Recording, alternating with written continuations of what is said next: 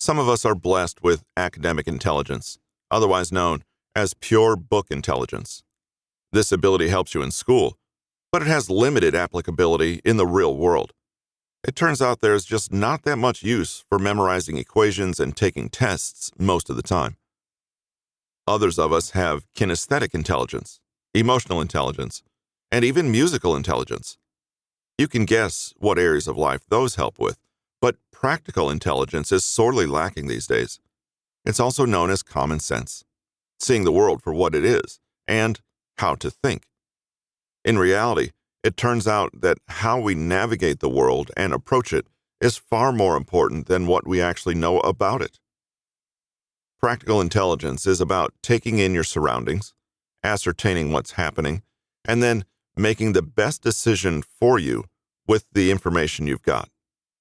This might seem to be the most important of thinking skills, but it's also one that is never explicitly taught. We're mostly left to figure it out for ourselves, and this can easily explain a lot of the mental errors we observe people making on a daily basis. Going on a business sale?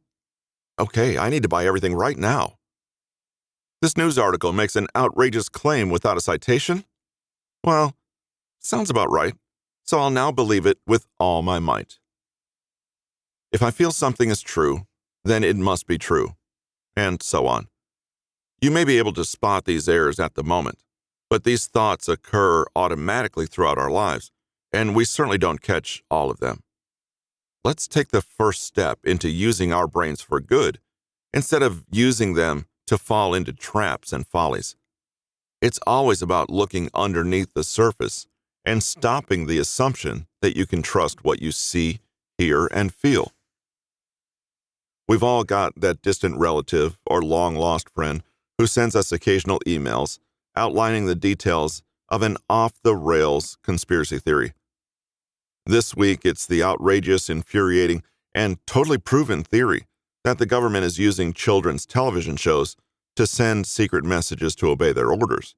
And, unfortunately, you've opened this email from your relative, even though you should know at this point that when something from this person is labeled important, it most certainly will not be. Look at this data from the National Alphabet Council, they write. It shows that Big Bird from Sesame Street triggers a part of your brain that responds positively to authority. It's all in his beak. Over 85% of all Sesame Street watchers report experiencing electrical seizures every time Big Bird appears on screen. I learned all this from Jack Sprat's podcast, Under Attack. Stop your kids from watching Sesame Street unless you want them to be lackeys to an authoritarian dictator. Something strikes you as fishy about this particular story. The National Alphabet Council? What is that? And all those kids reporting seizures? Geez, you know some people with kids. You'd think you would have heard about this by now. And isn't Jack Sprat that guy who claimed pasteurized milk makes school kids pledge allegiance to Satan? All right, so you Googled National Alphabet Council. To your utter lack of surprise, there's no such organization with its own website.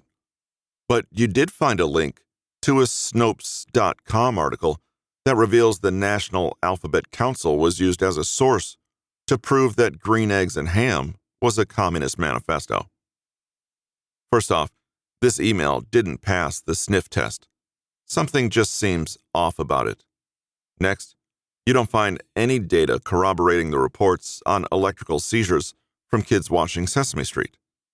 You find no evidence that Big Bird's beak is sending out coded messages to children. However, you do find something about Jack Sprat, an interview he gave with a major metropolitan newspaper in which he admits, "Look, I'm just an entertainer. I make people feel a certain way. If I believed half the stuff I talked about, I wouldn't be doing a show. I'd be curled up in the corner of my room, waiting for the world to end. Instead, I get a handsome paycheck." You send this information to your relative. They respond back, "Well, that's interesting. I haven't thought about that. But that Jack Sprat is so passionate about his beliefs, and he's a great communicator. I think I'll stick to what he says. Say, Have you heard the Illuminati is monitoring your online dating profiles? Humans all want certainty. We want to be sure of our beliefs. Uncertainty is an uncomfortable feeling that we try to eliminate every time we make a decision or plan an event. And we want it fast, now, if not sooner. Many of us consider doubt and hesitation as roadblocks to getting things done, or signs of insecurity in our thoughts. We've even been taught, since we were young, that speed of certainty is a sign of intelligence and solid thinking. As a result, we often race to get our beliefs affirmed by the first source we find and adopt them as proven truth. This path presents a critical error in our natural thinking instincts, and it's a tendency we must veer away from for better, smarter thinking. Certainty is more important than accuracy. We tend to seek out confirmation that's more passionate than truthful. We're more impressed by someone on television mounting a fervent argument about an issue instead of a calm, reasoning, boring person who simply lays out the facts as they are. If someone's acting intensely about their beliefs, we're inclined to think they must have the truth on their side, and we get swept up right along with them. Practical intelligence is about seeking truth, not prioritizing removing uncertainty over establishing certainty. They aren't the same thing. Eliminating uncertainty means giving serious thought to what's causing doubt. In our opening short story, that would be looking up the National Alphabet Council to find out if they're on the up and up. Establishing certainty is simply glomming on to the first fact that soothes the uncomfortable feeling of uncertainty, insecurity, and simply not being sure of something. This first chapter is about not accepting anything at face value, because face value tends to deceive in often intentional ways. It's about seeking the truth and nothing but the truth. You can imagine this might make you a pain in the butt to deal with, but it's not really about that. It's about the fact that every situation has at least some complexity and nuance underneath it. And if you keep digging, oftentimes things are completely different from what they seemed at first glance. Making this whole process harder is the fact that the brain loves certainty so much that it processes it as a reward. Uncertainty is perceived by the brain as a threat that needs to be extinguished. The sooner we can remove that threat with certainty, the better, no matter how shaky the certainty's foundation. The most effective models of thinking help us quickly decipher and comprehend what's happening in our world. They make it easier to decode and interpret what we see, and lead us to consider matters more thoroughly. Ultimately, that course will be more rewarding than slapdash validations of what we prefer to believe. One helpful thought structure could be called strong opinions loosely held. This means being positive and assured about what you believe, but open-minded enough to hear out viewpoints that might challenge your own. It also means accepting that there's nothing weak or embarrassing about changing your mind. Doing so with a solid grip on the facts is actually a sign of your mental strength. Merely agreeing with the crowd is the real weakness. Of course, this is easier said than done, what with our brains being hungry for assurance and anxious in the face of disbelief. But we can train our brains to go more deeply, beyond appearances, and uncover the hidden details we don't see at first glance. Curious as a cat. The most powerful tool we have in overcoming our desire for certainty and looking beneath the surface isn't pre-existing intelligence or judgment. It's simple curiosity. All human knowledge, from discovering fire and the wheel to the theory of relativity, sprang from someone being curious. It came from a drive to know more about the nature of the world. Curiosity drives one to dive deeply into the nuts and bolts until they come to a solid comprehension about a subject or situation. And when they get to that point, they're eager to learn more. It's a self-perpetuating trait. The more you have of it, the more you want. And if you have enough of this one mindset, you'll be well positioned for deeper thinking. Curiosity is a direct path to practical intelligence. Pursuing your avenues of curiosity will help you learn and perceive things that other people won't. Developing your inquisitiveness is vital to building your knowledge and awareness. Every field of thought or knowledge, without a single exception, is easier to learn if you keep your curiosity front and forward. It's how you can naturally get to the heart of things and comprehend deeply. But curiosity isn't automatic, and it's not something you can just will into existence. Furthermore, some of us are blocked from curiosity because of fear. We tend to have severe anxiety about the unknown, and that anxiety can be particularly high when we're about to find out about the unknown. What we need to do is delve more deeply into the nature of curiosity to understand how it really works and how we can use it. It's a far more versatile tool than you might initially expect and can help you think in smarter ways. Think of this as a preliminary mindset to digging beneath the surface effectively on any topic. Most of us would think, understandably so, that being curious is just a simple matter of having a higher interest in learning things or having new experiences. When we say someone is naturally curious, we usually mean that they're motivated by this interest more so than other people. But in reality, there's a lot more to curiosity than simply having a strong desire to know more. People can become curious for quite a few distinctly different reasons. Psychology professor Todd B. Kashdan from George Mason University spent a considerable amount of time researching the nature of human curiosity. Kashdan sought to nail down the diverse characteristics of curiosity into what he called dimensions. Kashdan conducted a study with over 400 participants, each of whom answered 300 personality questions. Analyzing the data he received, Kashdan developed a model of curiosity that identified 5 dimensions of curiosity. These aspects reveal how certain people are motivated to be curious in the first place. Knowing these dimensions and how they work might help you fire up your own curiosity engines. Kashdan's dimensions include 1. Joyous exploration. When considering the nature of curiosity, this dimension is probably what we're picturing, the simple thrill of discovering and experiencing things we don't yet know about. The joyous explorer views new knowledge as a component of personal growth, which for them is its own reward. They're genuinely excited about reading all of Shakespeare's plays, trying sushi for the first time, or riding cross-country in a race car. Amassing a wealth of different experiences and knowledge simply makes them happy. 2. Deprivation sensitivity. This branch of curiosity, on the other hand, is more about anxiety. Someone working from this dimension feels apprehensive or nervous about their lack of information. Being deprived of knowledge makes them uneasy. To reduce this pressure, they engage their curiosity. The deprivation sensitivity dimension comes into play when we're trying to solve a problem, getting up to speed with our comprehension, or considering complicated or difficult ideas.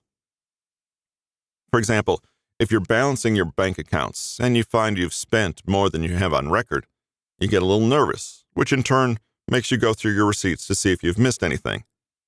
If you're taking a philosophy class and the material's going way over your head, you feel anxious about your abilities and study a little harder. If you haven't let fear stop you, that is. When you finally discover the information you're seeking, your discomfort will, theoretically, stop. 3. Stress tolerance. Whereas deprivation sensitivity relates to how uncomfortable one feels about not having certain knowledge, the stress tolerance dimension focuses on the uneasy feelings that can come from getting that knowledge or taking on a new experience. A person with high stress tolerance in their pursuits is more likely to follow their curiosity. On the other hand, someone who can't deal with the uncertainty, disorder, or doubt that arises when exploring new ideas or having new experiences is less likely to let curiosity lead them. Take 2 people who have never been on a roller coaster before and are in line to do so at an amusement park. Both of them are at least a little nervous about it because it's a new thing for them.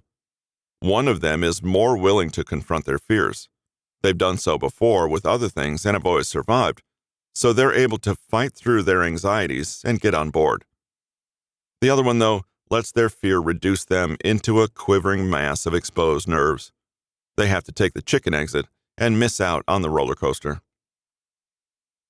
The first person clearly has a higher ability to tolerate stress, can go past their fears, and will follow their curiosity for a new experience. As for the second person, well, let's hope they really like the merry-go-round, because that's pretty much all they can handle. 4. Social curiosity. This dimension of curiosity is simply the desire to know what's going on with other people, what they're thinking, doing, and saying. We indulge this curiosity by interacting with or watching others. We'll have a conversation with a friend because we're interested in a movie they just saw, or we want to hear their opinions on current events, or we just have to share in the latest gossip they've heard. Social curiosity can also come from a more detached point of observation. A great example of this is people watching in a crowded place, like a bus stop or Central Park. We might see a couple having a spat, or a couple kids playing a game they just made up, or a man walking his pet duck. It happens. Based on what they're doing or saying, we might form certain judgments or opinions about how they really are or how they behave in a more private situation. Curiosity drives us to study them. 5. Thrill-seeking. This aspect is similar to the stress tolerance dimension, except a thrill-seeker doesn't just tolerate risk, they actually like it. A thrill-seeker is more than happy to place themselves in harm's way just so they can gain more experience. For them, it's worth the gamble of physical jeopardy, social disavowal, or financial ruin just to have an adventure or encounter something new. For a thrill-seeking example, look no further than Richard Branson, the hugely successful entrepreneur. He's tried to balloon around the world. He tried to race a boat across the Atlantic. He stood valiantly in the path of oncoming storms that destroyed everything else in the immediate vicinity. Branson, in fact, claims to have had 76 near-death experiences, including one where he went over the handlebars of the bicycle he was riding. Branson escaped with only minor injuries as he watched his bike go off the edge of a cliff. Clearly, Branson feels extremely comfortable in situations where there's an element of danger. That's your thrill seeker. For the joyous explorer and thrill seeker, curiosity is pretty easy and automatically generated. It's the same for the socially curious, depending on the situation and who surrounds them. For these 3 dimensions, curiosity is a welcome and comfortable condition. If you're aware of the positive benefits you're getting from something, it's easier to indulge in them. But we may not always feel that way, so we can't really depend on it. If you're resistant to curiosity, you might serve yourself by considering the origins of your anxiety. If you're feeling awkward about not being in the know or left out of the loop, you could use that motivation to drive you to amend that situation. Deprivation sensitivity. If you're unable to fight through your fears, you might consider ways to rationalize them and get stronger. Stress tolerance. Overall, we just want to understand what drives us toward and, conversely, what prevents us from embodying a curious mindset. Knowing the driving motivation helps. For the remainder of this chapter, we'll look at techniques and approaches that can at least simulate a sense of curiosity to help bring you to a new knowledge and experience, therefore helping you go beyond the surface level and get to the bottom of things. We can't all naturally think, hey, what does that really mean? So these mental models will help you reach that point methodically. A skeptic's view. Skepticism is a model to truly understand what you're looking at and gain the truthful view of it. The word skepticism is frequently misunderstood, sometimes being labeled as an undesirable trait. When someone says they're skeptical about a certain thing, they might ruffle the feathers of somebody else who thinks they're just letting their negativity get in the way. Why'd they have to ruin all of the fun with their skepticism? Some people use the word skeptical interchangeably with the word cynical, but there's a world of difference between the two. Except for both trains of thought involving a measure of disbelief, they couldn't be more different. A skeptic approaches everything from a standpoint of reason and learning. They're open-minded, but picky about requiring evidence. The cynic, however, distrusts any viewpoints they don't already agree with. They're firm and fixed in their beliefs. They believe everything in life will progress in a certain way, and there's no point in questioning it. Even hard, verifiable evidence may not sway their beliefs. Cynicism is dangerous because it implies there are no answers to anything in life. A cynic believes that matters have already been determined and there's no point in challenging them. Cynicism shuts down investigation and discourages interest. That's dangerous because it leads to hopelessness. Skepticism, on the other hand, has a positive goal of discovering real truth. A skeptic seeks to find irrefutable truth, or as close as they can get to it. This, by definition, involves going beneath the surface and determining what's really in front of you. The word itself derives from the Greek skeptikos, which translates to inquiring or looking around. The mission of a skeptic is to question. The skeptic's mind is trained to look for the basic facts, impartial to any bias or agenda. This is probably an unnatural way for most of us to be thinking, but it can shed light on how much you leave uncovered. Skeptics don't settle for having blind faith or wishing truth into existence. They don't want to burst anyone's bubble, but neither do they want to fill someone up with false confidence. They just want to understand, and they do not discriminate between the conclusions that might surface. They're the impartial judge of a criminal court, with similar standards and adherence to intellectual honesty. They see things in only black and white, as you also must. There can be no wiggle room. Skeptics operate only on evidence. They must have proof that the assertions of other people actually work or are completely true. They can't accept facts simply at face value. Before a skeptic can decide something's real, they need to seek confirmation in the form of data or consistently repeated results. The mere fact that someone just heard somebody say something is nowhere close to being evidence. That's merely an anecdote, and the plural of anecdotes is also not evidence.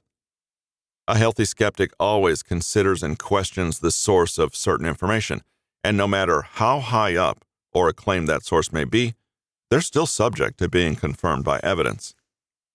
A source may have impeccable credentials, a gleaming reputation, and considerable fame or authority. All of that's great. They still need to have evidence. Skepticism will feel more satisfying the more you use it, and you'll be less prone to flawed thinking, counterfeit facts, and weak arguments. Just make sure you don't become an annoying pedant with this newfound power of scrutiny you've found. Skepticism is more of a mindset of withholding judgment until you're sure the truth is plain to see. The pursuit of truth and reality might echo something you're already familiar with, the scientific method. Indeed, skeptics resemble scientists more than anything else for their strict standards of proof. The scientific method is a time-proven process for gathering information that scientists have used for centuries to test their theories. It works by putting observations and assumptions to scrutiny to ensure that the truth is discovered. For instance, if someone makes an observation that it grows colder at night, there would be no way of proving this to be true unless data was collected during daytime and nighttime and compared. The scientific method is generally considered to consist of 5 stages: asking a question, constructing an hypothesis, testing by experimentation, analysis of results, and forming a conclusion. In fact, this process exactly mirrors skepticism. An assertion without evidence or fact is as good as an opinion, and certainly nothing close to truth.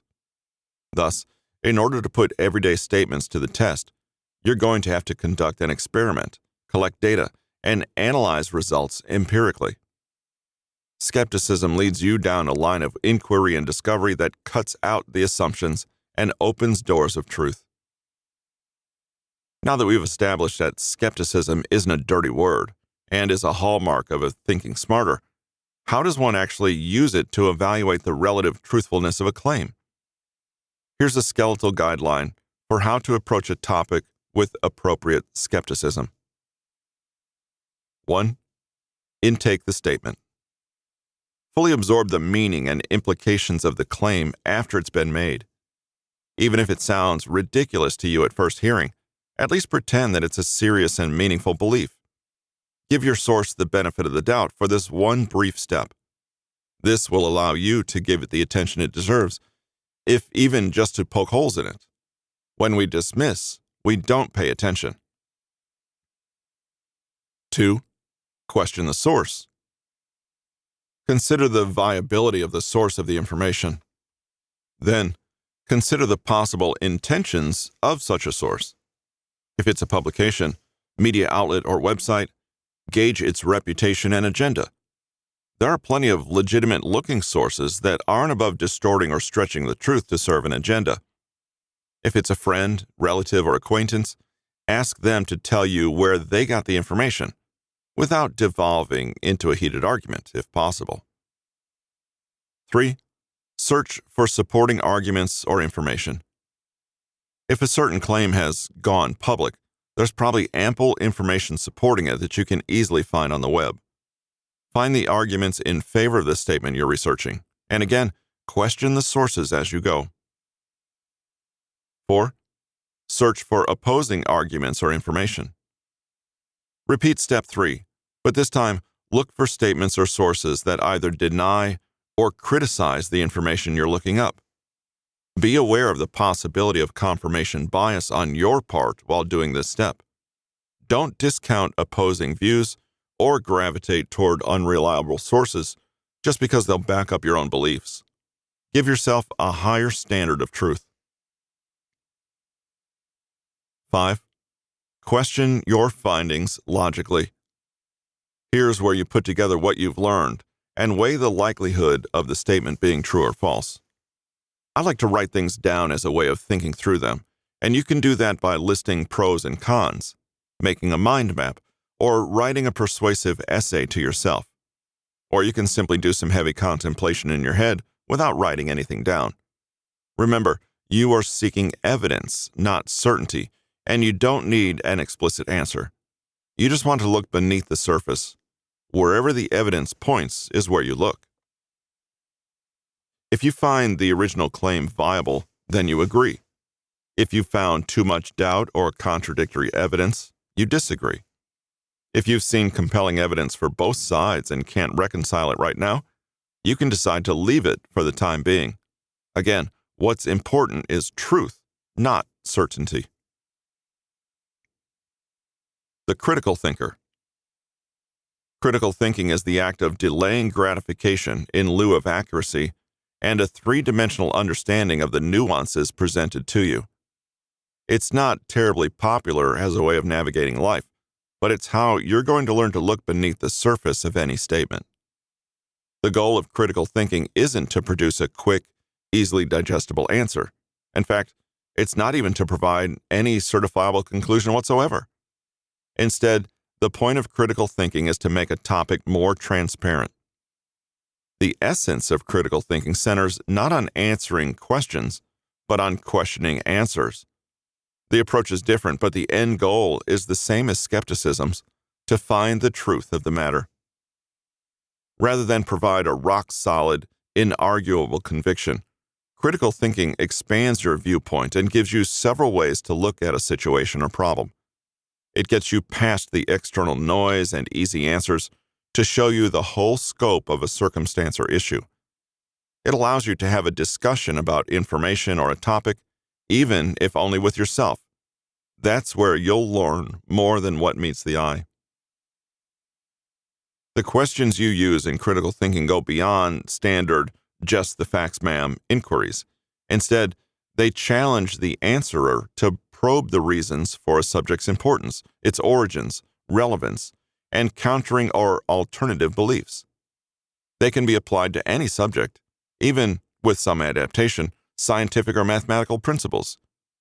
The goal isn't to get you to agree or disagree with a given doctrine, but just to understand the totality of its meaning. Let's try an example. The theory of gravity. All you need to know is that it is generally one of the laws of physics that govern our planet and the universe as we know it.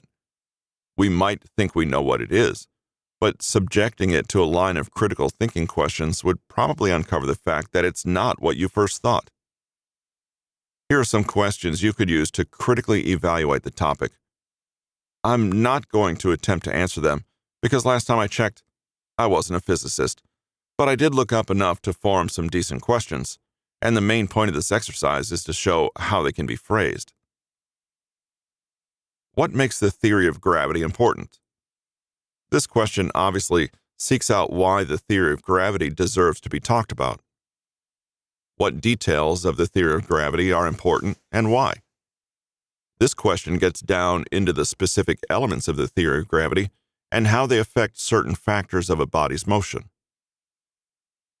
What differentiates the theory of gravity from other theories? Why? This question seeks to discover why the idea does or does not have special significance. What is an example of the theory of gravity? This question seeks to gain understanding through a concrete example. What are the differences between the theory of gravity and other physics laws? This query compares two different models and allows you to understand what sets one model apart from the other. How is the theory of gravity related to quantum physics? This question sets up a description of how the subject relates to other existing knowledge. What evidence can you provide for or against the theory of gravity? This question forces acknowledgement of both positive and negative aspects of the subject. Each subject or topic has weaknesses and strengths regarding its applicability and universality. What patterns do you notice in the theory of gravity? This helps you search out repetitive elements and cause and effect relationships, which almost always indicate importance. What are the advantages and disadvantages of the theory of gravity? This question sets up another comparison between the possible effects of the theory of gravity. When might the theory of gravity be most useful and why? This question looks for an example of how the concept is used in the real world and can affect your life. What criteria would you use to assess whether the theory of gravity is accurate? This question seeks how to establish hard proof that a concept is working or not, and introduces the concept of specific metrics. What information would you need to make a decision about the theory of gravity? This question addresses the conditions in which Keynesian models can thrive and what contextual information is important. Do you agree that the theory of gravity works? Why or why not? This question encourages you to use your own reasoning to judge the merit of a certain concept. How could you create or design a new model of the theory of gravity? Explain your thinking.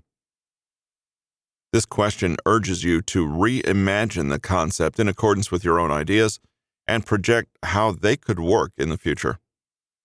Whew, that's a lot of questions. It's only a fraction of the many sides and angles from which you can examine any given issue. None of them are answered in definitive terms, nor can they be, but their open-ended nature encourages you to pursue the facts from an objective standpoint. Is this beginning to sound circular and repetitive? It can indeed be a never-ending and tedious exercise, but if you keep the purpose of discovery and perspective at the forefront, it becomes more meaningful. At this point, you may have used all your answers to formulate a theory or conclusion, or you've come across conclusions from others that address their interpretation of what the facts mean. But as with the questions you've just asked, the ideas you come across, even your own, should also be subjected to the same kind of inquisition as to whether the conclusions are sound and hold up. The first few questions should address the structure of the conclusion, whether it comes from a sound basis in reasoning. A second set of questions focuses instead on the quality of the conclusions and supporting arguments. We can see this through the same example of our theory of gravity model. What are the issues and conclusions of the theory of gravity? This question addresses the foundation of the theory, the problem it was trying to solve, and what the answers are. What are the reasons for your conclusions? A well-worded conclusion will list out the facts being used to support it. This question identifies what those facts are, and it's crucial to separate facts from anecdotes or feelings. What assumptions are you using in your theory? If there are any variable factors being used when the conclusion is formed, it's important to ferret them out. For instance, generally, the theory of gravity assumes that the laws of relativity apply and a quantum singularity is nowhere nearby. The next two questions seek to expose the shortcomings of thought that may have compromised the finding of the conclusions. Are there fallacies in the reasoning? This question seeks out any inaccuracies, mistakes, or outright falsehoods in any of the reasons given. How good is the evidence? This is how you check that the supporting facts behind the conclusion are airtight, from legitimate sources, and not discolored by bias or misinformation. There's a chance that these questions might raise even more questions instead of answering all your inquiries, but again, that's the main point of this line of interrogation, to create a three-dimensional view of the topic you're investigating, and not just stop at the first answer that looks certain. Just because something is certain does not mean it is truthful. But wait, critical thinking can go even more deeply, and we look to the Paul Elder model for that. This approach is really going deeper into the rabbit hole, so to speak.